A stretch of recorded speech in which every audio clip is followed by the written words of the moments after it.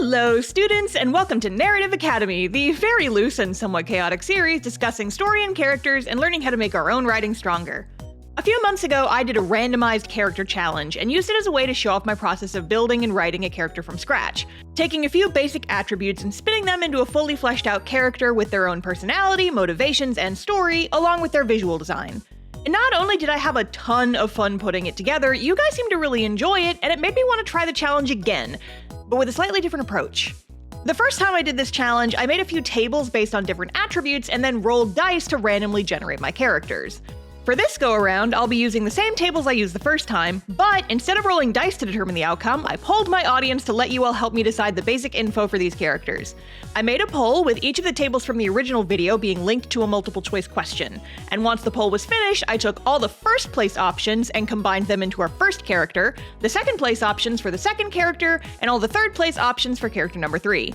I also left a space where folks could write one random character trait, like the character has red hair, or their eyes glow, or they're very tall, then used a random number generator to pull 2 random traits for each character that I'd also need to incorporate. Just like last time, the tables I used are based on Dungeons & Dragons character creation, but just like last time, I'll be explaining everything so those unfamiliar can still follow along. First up is ancestry, basically what kind of being you are, human, elf, dwarf, etc. Next is character class, to give an idea of what type of fighting style or abilities the character would use. Then background, to give a bare bones backstory. And lastly is the character's main color for their visual design. In my first video, I also had a randomized table for gender, but since all 3 characters in my previous video ended up being guys, I'm making the executive decision that this time I'm making them all girls. It only felt fair, and it's my video, so I can do what I want. I left the poll open for a few weeks, and after getting almost 2,000 responses, here's what we're left with. For our first character, the winning ancestry was an animal hybrid, using a deer specifically. Their class is a bard, their background is the haunted one, their main color is purple, and their random traits are facial scars and plant-based accessories. For character number 2, we have a fae rogue with the charlatan background, a green color scheme, pink hair, and gold jewelry. And for character number 3, we've got an elf warlock with the entertainer background, a pink color scheme, heterochromia, and a gem collecting habit. So that's our framework for this new party. We're gonna have a lot of fun with this one, but before we get into it, let's take a quick minute to talk about today's sponsor, Skillshare. If you're watching this video, there's a good chance that you, like me, are interested in things like creative writing and crafting interesting characters and compelling stories. The life of a creator involves constant study, and Skillshare has been a great help for me in keeping my wits sharp and picking up some new skills along the way. Skillshare is the largest online learning community made specifically for us creative types, with thousands of classes led by industry experts in fields like writing, film, animation, design, and tons more. If you're thinking about New Year's resolutions and wanting to try something new soon, be it a hobby or a potential new career, Skillshare is a great place to start. For example, one of my goals for next year is to try and get back into prose writing while continuing to strengthen my writing fundamentals, so I've been taking classes on lots of different aspects of creative writing. For example, this class by Sabata here, which goes over the basics of crafting a believable and compelling character. There's lots of different classes focusing on different skills, whether you need to start with the basics or get deep into the complex aspects of a creative field, and no matter what you're looking for, Skillshare has you covered. If you'd like to try it out for yourself, the first 500 people to use my link in the description will get a 1-month free trial of Skillshare. Get started today and chase down your creative passions. Alright, and now let's design some little guys. It's time to start our first character, and the ancestry we're working with this time is an animal hybrid. I put the animal hybrid option in the ancestry table to be a catch-all for the different types of animal people in D&D. Cat hybrid for a tabaxi, lizard hybrid for a dragonborn, stuff like that. For a deer hybrid, we're looking at a fawn character, but already I have hit a speed bump. Obviously, one of the most iconic design aspects of a deer is their antlers. But I said earlier I wanted all 3 characters to be girls, and generally female deer don't have antlers. But I really wanted the deer girl to have antlers because I saw the combination of deer, purple color scheme, and plant accessories, and had an immediate vision of a character with big antlers and wisteria flowers hanging from them. So I was already working with a pretty strong mental image right off the bat and really wanted to make it work. There were a few ways I could have worked around the lack of antlers on female deer. For example, I could have just said, screw it, it's fantasy and I do what I want. But just to check, I did a quick search to see if any species of deer have females with antlers, and it turns out they do. Reindeer have antlers regardless if they're male or female. Plus, during my research, I found out that reindeer's eyes turn blue or sometimes even purplish during winter months. What's that? A perfectly viable reason to give the character purple eyes as part of the purple color scheme? Heck yeah, we're already off to a good start. Settling on a reindeer girl specifically helped lay down the track for the rest of the character design. Reindeer generally live in very cold environments, so I figured this character would probably live in a cold environment as well. Maybe somewhere far to the north or high in a mountain range somewhere. I wanted to give her an outfit that would reflect that and grabbed some reference images of traditional Scandinavian winter clothes and some more fantastical winter wear designs. I knew I wanted wisteria to be part of the design for aesthetics and to meet the plant accessories requirement, but does wisteria even grow in cold environments? I looked it up and it says they can survive reasonably cold winters, so I'm just gonna say it's magical fantasy wisteria that's more cold resistant. It's fine, don't worry about it. While this character's visual design came together fairly easily, the background was what gave me trouble. The Haunted One background says, "A wicked moment, person, or thing that cannot be slain by sword or spell haunts your mind and flickers in your peripheral vision." So, clearly this little baby has some kind of deep personal tragedy that haunts them, but what kind of tragedy is it? During my research, I found out that wisteria flowers are poison. Maybe her family was poisoned and murdered and she was responsible somehow, or was framed for their murder. But a dead family by itself is a little basic. Maybe she was betrayed by some kind of mentor. Maybe she had a close bond with her village and they all turned on her for some reason. These were all decent ideas, but I was having a hard time getting anything to stick, so I turned to some of the other elements in the meantime. I started thinking about the character class. This girlie needed to be a bard. Bards in D&D are primarily spellcasters who cast magic with performances, most commonly with playing music or dancing, something like that. But there's also a lot of subclasses that get down into the specifics of what those performances are and what they do. For example, glamour bards who use fey magic to charm and allure people, or eloquence bards who use their language skills for persuasion purposes. For this character, the College of Spirit subclass caught my attention, a class that uses magic to communicate with ghosts and use their knowledge to cast a variety of different spells and effects. Something about the idea of a cute little deer girl speaking with the dead captivated me, and I started brainstorming with that idea in mind. Maybe the wisteria flowers are part of the spell components that allow her to speak with the dead. Maybe she comes from a village that specializes in spirit mediums and communicating with lost souls. Maybe she's considered a prodigy. The daughter of the village leader, she showed a natural affinity for communicating with spirits even from a young age. And if we circle back to her background, maybe she was strong enough that other members of her village were jealous and that leads to some kind of betrayal? Or maybe her abilities made her the target for some nefarious plot. So around this time in development, I started thinking that I wanted to do something different with this group of characters. The first time I did this challenge, I mostly focused on each character's individual journey, but not really a unified story they'd be part of together. So this time, I wanted to try a group of characters who are linked together by some kind of overarching plot and a common goal, with differences in why they have that goal and how they go about achieving it. This is one way to write a story with an ensemble cast that still keeps the plot moving forward. Some or all of the characters working towards the same goal can help keep your cast unified despite their differences. They might have different reasons why they have that goal, and they may have clashes in personality, but that unified motivation can be a good anchor for a compelling storyline. I started thinking about who the villain in our dear girl story could be, and how it would tie in with her background and motivation, and here's what I came up with. Imagine in this world there's some kind of long-dead evil god with a cult of followers trying to revive him. Maybe the cult has been ritually sacrificing people as part of their attempts to bring the god back to life, and they're targeting people with especially powerful magic as their victims. Maybe that's what happened to our dear girl here. She was well known within her village for being a talented spirit medium, and that caught the attention of the cult. Maybe she was kidnapped and used as a sacrifice for the god, but because of her connection to the spirits of the dead, the ghosts of previous sacrifices were able to pool their remaining powers and revive her. And now they're helping guide her as she tries to destroy the cult, stop the sacrifices, and help the spirits of past victims move on and find closure. Maybe the scars on her face came from the injuries she sustained when she was killed, and look, I'll admit I'm a sucker for something traumatic happens to a character and it turns their hair white as a trope. Plus a spooky white-haired, slightly undead deer girl is a very cool concept, don't judge me. I started digging deeper into this and working out more of the details. Why couldn't she just go home after being revived? Well, maybe when she was kidnapped by the cult, the rest of her family was killed so they wouldn't interfere. This adds even more to her personal tragedy. She knows she's fully capable of speaking to their spirits, but is terrified they'll blame her for what happened, how they wouldn't have been killed if the cult hadn't set their sights on her. I don't think her family would actually blame her for that, but survivor's guilt is a hell of a thing, isn't it? By this point, I was really enjoying what I settled on. The revived sacrifice to an evil god being resurrected by the ghosts of its other victims, and those same spirits helping to guide this character on our quest to stop the cult and prevent further harm. At this point, I just had to iron out the last few details. If she's a bard, does she play an instrument?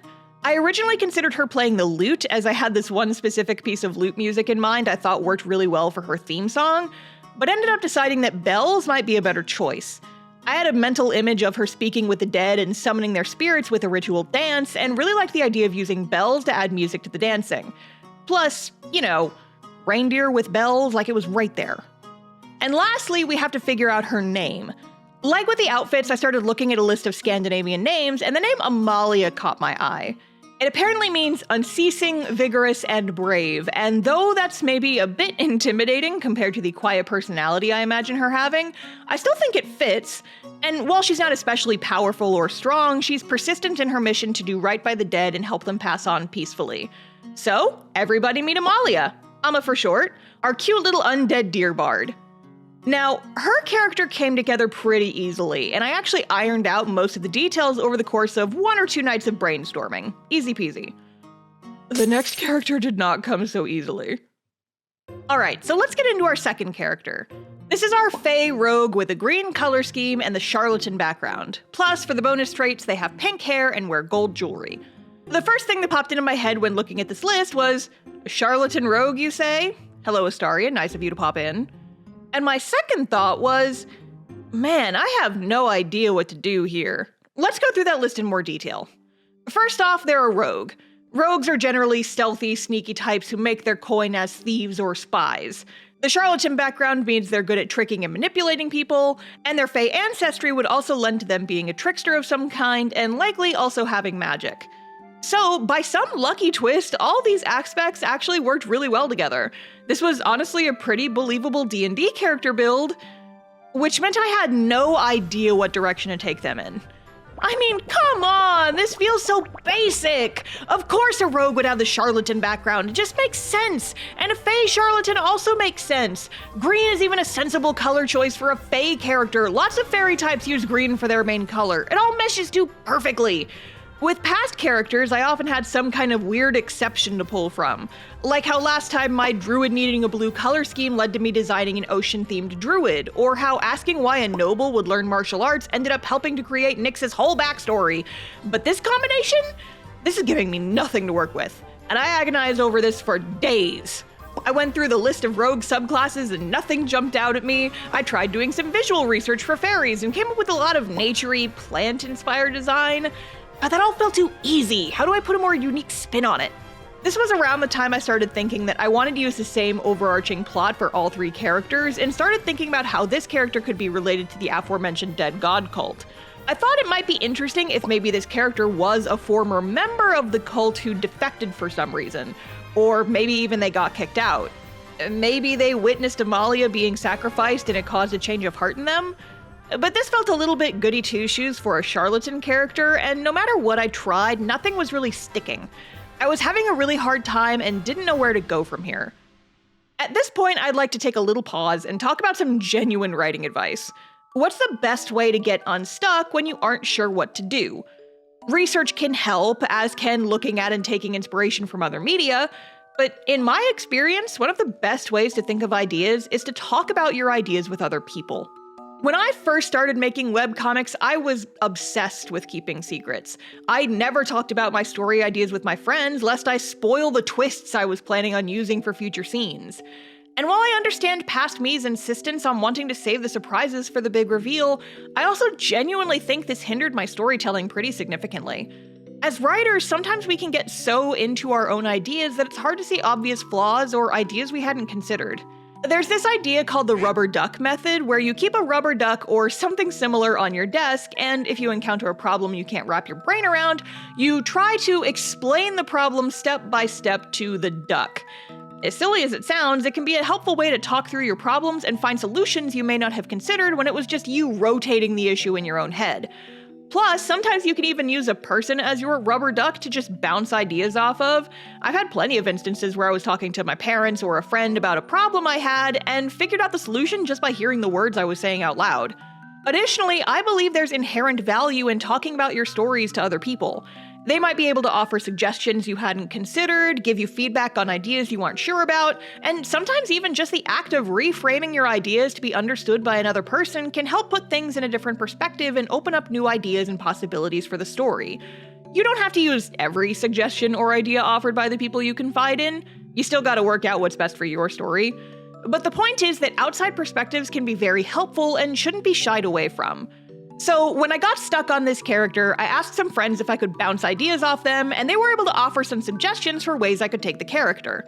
Maybe they were in love with someone inside the cult and wanted to help them, or maybe they were working as a spy for a rival cult, playing both sides and trying to bring it down from within. But while I was bouncing ideas back and forth, I discovered another roadblock I needed to work past, and that is, I don't really have any attachment to the types of stories Fae are usually used for. I've never really been interested in modern takes on the Fae. The Fae-flavored high court romance novels that are really popular these days are of no interest to me, and a lot of other common tropes surrounding fairies and such just don't really do anything for me. Like, as fun as a trickster character could be, it just wasn't clicking for some reason. But eventually, while talking to a friend, I figured out what my more specific issue was. It wasn't that I didn't like the Fae, it was more that I don't like being forced to play by other people's rules. One of my big annoyances with writing is trying to tell a certain kind of story and feeling boxed in by the specific tropes that are common in the genre. If you have elves in your fantasy setting, they have to live for thousands of years and be super graceful, just like the ones from Lord of the Rings.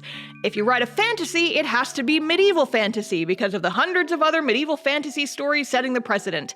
If you're writing about ABC, it has to follow XYZ conventions because that's what's popular and what people expect. And long story short, I don't like being told how to play with my toys, and unless I'm super in love with a common aspect of a certain genre, I usually try to push the boundaries or at least subvert expectations a little.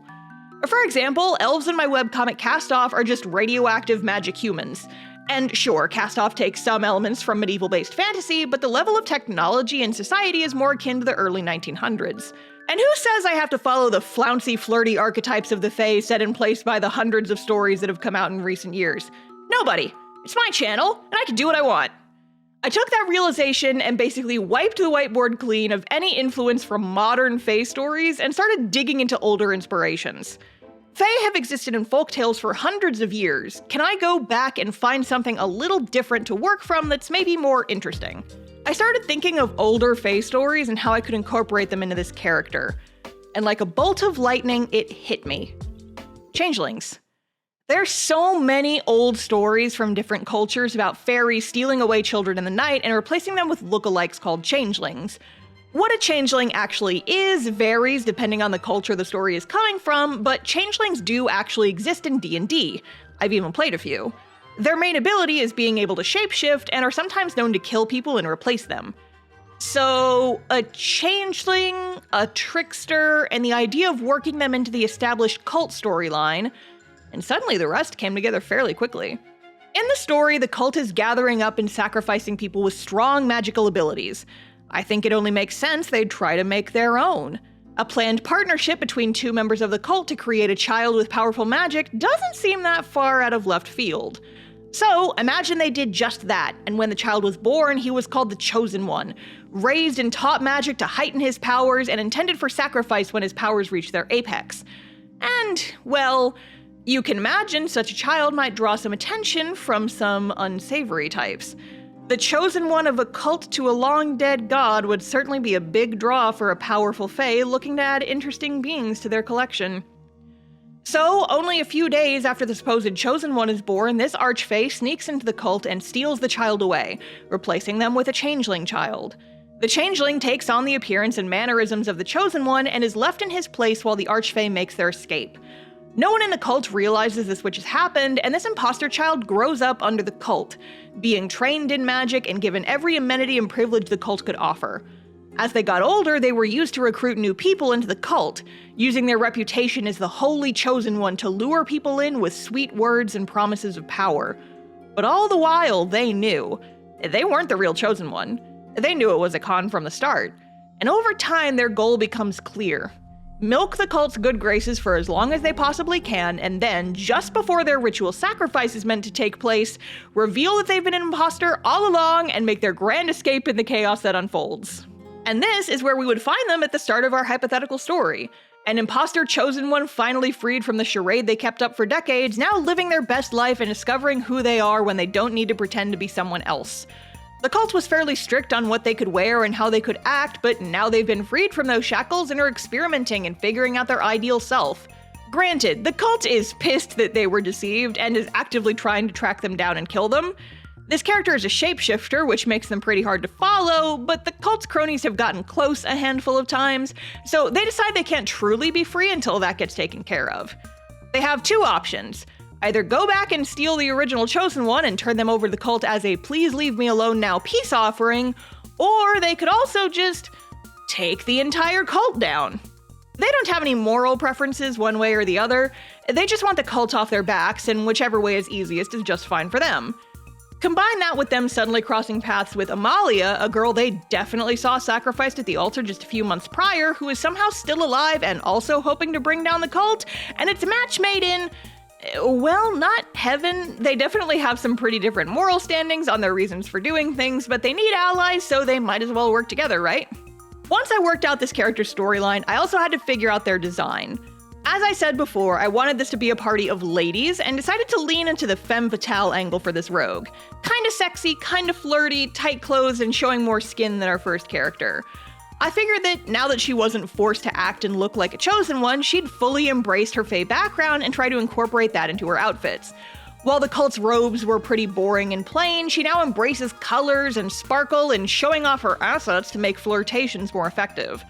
I also got very into giving her a lot of butterfly motifs as a callback to her Fae origins and wanted to find more ways to incorporate that into the design. I started by trying to give her butterfly hair accessories, which ended up evolving into giving her these little hair buns and pointy elf ears to give her entire head a butterfly-esque silhouette. Changelings don't typically have wings, and I think she'd maybe be a little bitter about that, so maybe she'd have a cape that looks like fairy wings, and it's reversible so she can easily escape by changing her appearance and clothes on a dime to avoid getting caught. The rest of her clothes took several iterations, and once I found one I really liked, I realized it looked too similar to Zephyr, another flirty changeling character I have, and made a few changes. A big part of this was giving her shorts instead of pants because I looked at Genshin Impact character art for just a little too long and was hypnotized into showing thighs. Bare thighs end lives with big knives. Love this energy. A couple of little last character details. For weapons, I gave her dual Chris daggers, or as I like to call them, squiggle knives. Mostly because I thought they looked cool, but they're also a pretty messed up type of weapon meant to deal lots of damage and cause pretty painful injuries. It felt appropriate, I think.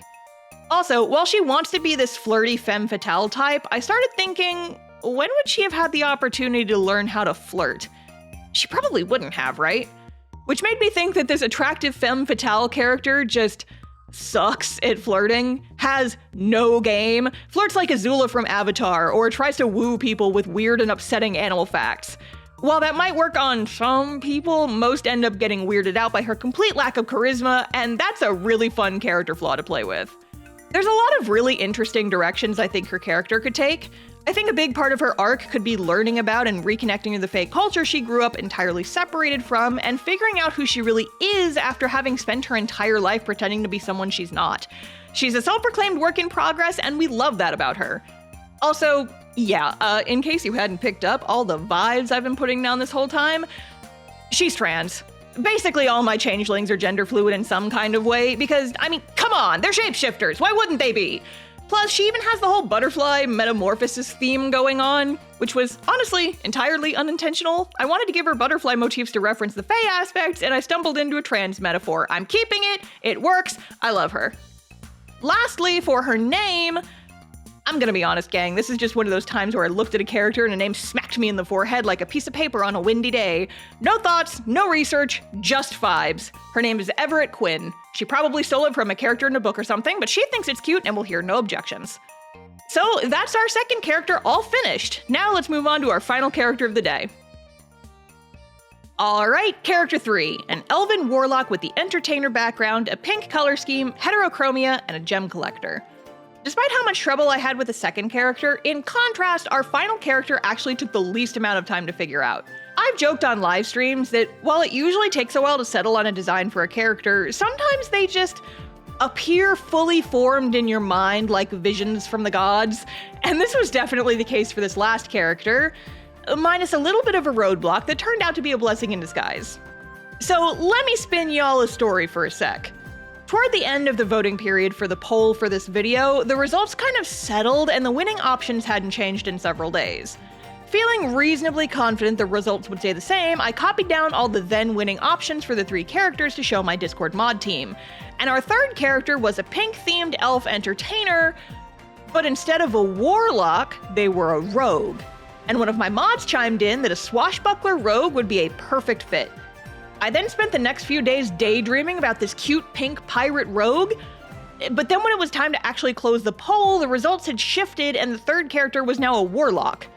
I was so bummed about losing the swashbuckler aspect of her character, until I realized the character could still be a pirate. There's nothing saying I can't use that.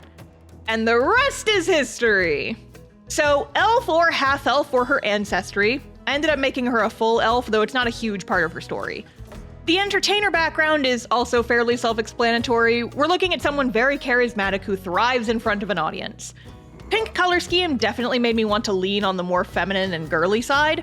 Plus, she needed to have heterochromia. Basically, her eyes are 2 different colors, which would be a fairly simple visual element, and be a gem collector, which fit well with the pirate theme I already settled on. But the warlock part, that's where I struggled a bit. Warlocks in D&D are a spellcaster class who get their magic via a contract with some sort of patron. They've been jokingly called the sugar babies of the D&D world since they get their magic from some kind of higher being. Depending on the kind of story you want to tell with them, the relationship between a warlock and their patron can be a positive one, or it can lean more towards a deal with the devil type of situation. Seeing as I wanted to work this character into the existing cult storyline, one option I considered was this character being a member of a cult to a rival god, trying to take down the dead god's cult to appease their own master. Or maybe they were a member of the cult who got suckered into a contract with a different god who then whisked them away from the cult against their will. But as I was going through the list of subclasses for warlocks, one in particular caught my eye: the Celestial Warlock. Celestial warlocks have made some kind of pact with an angelic or ethereal being, something like an angel or a unicorn. And when I saw warlock pact with a unicorn, I will admit it reawakened the part of me that was obsessed with the last unicorn growing up. I needed to play with this idea. So I started poking around a bit, looking up the different types of unicorns in D&D, because there's actually a couple. There's your standard vanilla unicorns, evil dark unicorns, sea unicorns, and then, hey, what's that at the bottom? Enhance. So this isn't a thing in the current edition of D&D, but apparently in older versions there was a type of monster called a bloodlance, a unicorn whose horn was taken from it while it was still alive, and instead of dying, was infected with demonic magic and turned into a feral, bloody madness beast with a horn made of bone and blood, rampaging through the world and wreaking havoc. And my first thought was, that's horrifying, but also cool as hell. I know what I must do. Picture this! A young actress with a traveling theater troupe playing the lead role of a charismatic pirate queen who was essentially a high seas Robin Hood. This character would take to the seas, robbing wealthy ships of their gold and jewels and giving their plunder to those in need of it. Our girl loved playing the lead role in these plays, but longed to be a real hero and help people the way her stage persona would. Then, one day, a chance encounter. She happened upon a unicorn who heard her pleas and offered her magic on the condition that she would make her dreams a reality, use her magic to help people and bring joy and aid to the common folk. And so she did. Performing their place for rich nobility, she and the other actors would host meet and greets after the show, wherein the occasional ring or necklace or little trinket would go missing. Not enough to cause a scene and risk rumors of a theater full of thieves, but enough that some poor-off folk in the next town over would find their prayers answered by a girl in a frilly pink pirate costume handing them a jewel worth more than the house they lived in. And this continued for several years, with the girl and her troupe stealing from the rich and helping those less fortunate, using the magic her unicorn patron gave her to help those in need. But one day, something changes. Her magic starts changing. Red veins begin appearing on her hands and face. One of her eyes shifts color to a deep demonic red, and horrifying whispers start creeping into her thoughts while she sleeps. Upon investigating, she finds out that her unicorn patron was targeted by a cult, its horn stolen for a dark ritual and corrupted by evil magic. That magic is now seeping into the warlock via her bond to her patron, and unless something is done soon, she runs the risk of being taken over completely. She wants to help her patron, perhaps by reclaiming the stolen horn and restoring it, or finding some other way to heal them. And she could try to sever the pact, saving herself in the process, but she owes her patron so much and doesn't want to abandon them, plus losing her magic would render her helpless against any fights that she's up against. But she doesn't know how much time she has, and taking on an entire cult alone is dangerous. Fortunately though, she stumbles into potential allies, a former cult sacrifice and a recent escapee, and together they aim to take down the cult once and for all before the demonic magic overtakes her completely. This was another character whose name came to me fairly easily. I just looked at the first few preliminary drawings of her and said, yeah, you look like a Corrine. Just for fun though, I looked up the name's meaning, and it has the dual meaning of both maiden and spear, which fits her pretty well, I think. And I ended up giving her a spear as her main weapon because of it. As for her design, I love pirate outfits, so her clothes came together pretty easily as well. I looked at both pirate-themed stage costumes and some of Steed Bonnet's outfits from Our Flag Means Death for frillier, fancier pirate designs. I wanted her to be pastel pink and girly, but still strong and competent, and I had so much fun putting this outfit together. Plus, I imagine she probably has a few variations on the same outfit. She's fashionable and likes to change things up. Her personality is the part I'm most infatuated with, though. I know we all love our dark, edgy, broody types with messy and complicated emotions, but there's just something enthralling about a character who is just genuinely good, you know? And not in a goody two-shoes kind of way. She's just very grounded and level-headed, sees a place that needs help and has no hesitation jumping in to fix what ails them. And because of this strong but earnest energy, she's a very good leader for the rest of her theater troupe. Everyone pitching in and following her lead without hesitation because they know she has everyone's best interests at heart. However, along with that comes a bit of a self-sacrificing, heroic character flaw, putting herself in harm's way or focusing so completely on other people's problems that she neglects her own. Like I said, I love a hot mess just as much as anyone else, but I also have such a love for the shining light in the darkness type character. The pillar those hot messes can lean on when they need someone to tell them things are going to be okay. Someone who stays strong even when she knows she's falling apart herself. I think there's so much interesting potential in a character like that, and it's a character type I really love playing with. So, without further ado, here's our final character. Everybody say hi to the leading lady Corrine. Alright, so now we've got our three girlies. Amalia, a timid deer girl with the ability to speak to the dead, who was sacrificed by a cult and revived by the ghosts of the cult's other victims so she could help them have revenge and get closure. Everett, the recently escaped fake chosen one trying to discover herself and find a way to get the cult off her back so she can fully enjoy her newfound freedom. And Corrine, a stage actress bringing life to her Robin Hood-esque stage persona via a warlock pact, now trying to heal her corrupted unicorn patron before the corruption overtakes her as well. But just like last time, an important part of writing an ensemble cast is figuring out how that ensemble cast works together. How do they interact as a group, and how do their varied personalities affect the story? Let's pair them off first and start with Amalia and Everett, arguably the two with the biggest gap in their personalities. Amalia is a softer character. I imagine she's a bit sheltered since her village is probably fairly remote, and she hasn't had much interaction with people outside her hometown. While her encounter with the cult may have made her a little less trusting, I imagine she's still fairly easy to sway, as she's not used to dealing with more persuasive types. Enter Everett, the scam artist extraordinaire. I feel like Everett would see her as not much other than an easy mark, but still be interested in her abilities, considering she was sacrificed and killed, but is somehow still alive. I think their mutual goal in destroying the cult is going to be the biggest factor in getting them over early bumps in the road. Amalia is shy but also very determined to get rid of the cult, partly out of revenge, but mostly just so they won't be able to hurt anyone again. Meanwhile, Everett is way more laissez-faire about the whole thing, and mostly just wants the cult off her back no matter how it gets done. In that respect, she's much less determined and driven than Amma, but has valuable insider information and very useful skills. I imagine their relationship would be more tense at first, then gradually evolve as they got to know each other. And maybe something happens that takes Everett by surprise and Amalia helps her out, making Everett respect and appreciate her more. Meanwhile, Amalia is fairly naive, and I can see Everett helping her avoid scams and using her sharp eye and intellect to cut through any bullshit from people they end up having to work with. I can very easily imagine a scene where Amalia gets pulled aside by a very persuasive street vendor trying to sell her knockoff magic items, and Everett sees through it immediately and pulls her away, getting a little bit protective of this small sweet person who trusts too easily. Meanwhile, let's do Amalia and Corrine.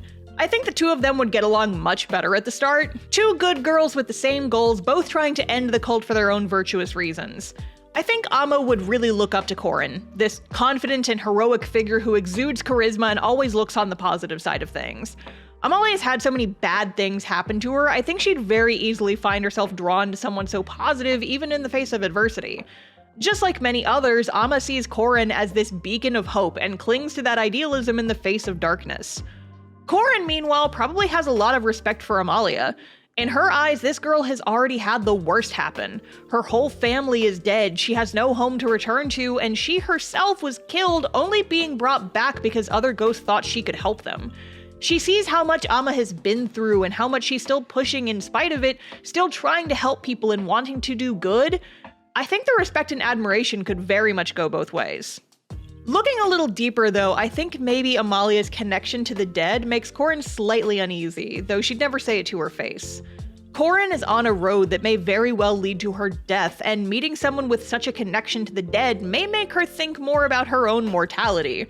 Amalia stops to talk to one of her ghost companions, and a little voice in Corrine's head says, "That's gonna be you soon. If this corrupted magic overtakes you, you'll die and leave nothing behind but a ghost. What then?" However, I think spending more time with Amalia and talking to her more might ease those fears a bit.